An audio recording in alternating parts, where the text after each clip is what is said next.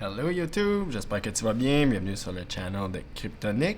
Aujourd'hui, on parle du plus gros hack dans l'histoire du réseau Bitcoin.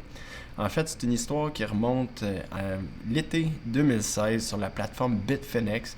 Un total de 119 754 Bitcoins qui ont été hackés par deux personnes qui aujourd'hui on connaît leur identité. C'est le département de la justice américain, le DOJ, qui a publié que Hila Liechtenstein et sa femme Heather Morgan qui ont été accusés officiellement du vol de ces bitcoins sur la plateforme de Bitfinex en 2016. Pour donner une idée de la perspective, 119 754 bitcoins à l'époque. À l'époque, le bitcoin valait autour de 650 $. On parle d'une fraude qui valait 72 millions de dollars. Aujourd'hui, à 43 800 $, là, je regarde le dernier prix, on parle d'une fraude d'une ampleur de 5,2 milliards de dollars. C'est la plus grosse saisie jamais effectuée par le département de justice américain. Donc, c'est pas l'entièreté des bitcoins qui ont été saisis là, sur les 119 000 quelques bitcoins. En fait, il y en a 94 000 qui ont été récupérés. Le vol représente 0,5% de toute la supply de Bitcoin en circulation. Donc, c'est une fraude assez monumentale. Si on met en contexte, à l'époque, Bitfinex contrôlait à peu près, là, en 2016, contrôlait environ 40% du marché Bitcoin dollar US. Donc, c'était la plateforme dominante. Donc, il y a eu un effondrement des marchés. À cette époque, Bitcoin a perdu 20% en une journée. Donc, chute majeure. Bitfinex est encore active aujourd'hui, mais évidemment n'est plus le géant qu'elle était à l'époque.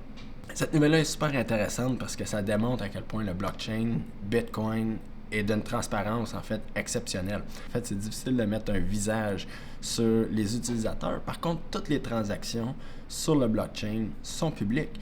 Donc, dès 2016, le département de justice avait un œil. Il se doutait c'était quelles adresses que les bitcoins avaient été transférés. Donc, il suivait à la trace. Et c'est récemment, il y a un mouvement d'à peu près 25 000 bitcoins qui ont déplacé, qui ont bougé de ces adresses-là.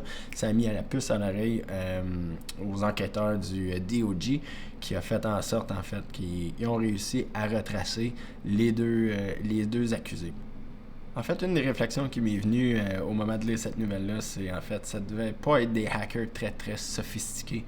Je dis ça parce que pourquoi ils seraient restés aux États-Unis, à l'État de New York, où en fait la réglementation Bitcoin, c'est très bien connu. Les États-Unis, c'est une nation, on va dire, assez sévère. Côté réglementation sur les crypto-monnaies, c'est pas illégal. Par contre, quand il y a de la fraude, évidemment qu'ils vont sévir.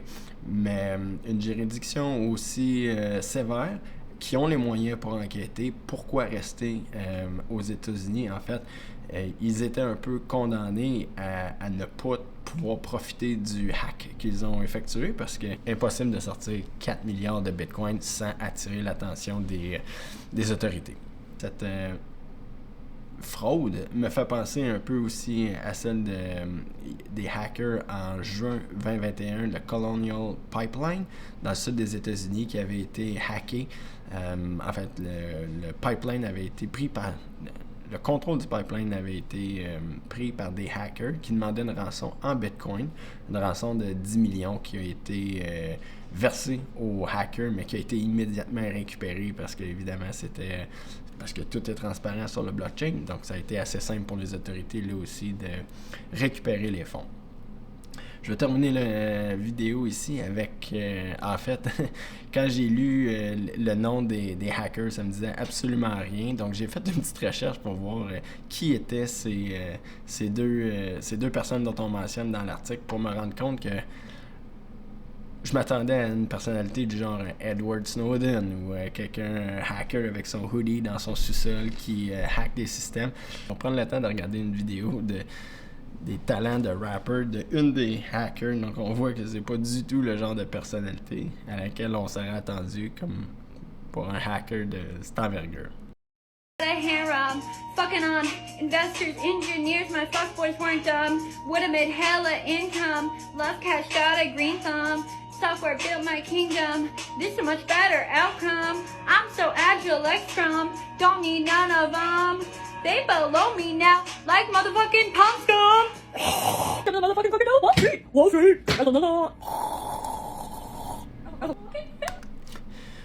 Dur à croire que c'est eux qui ont volé 4,5 milliards de dollars en Bitcoin. Sur ce, je vous souhaite une excellente fin de journée. Ciao!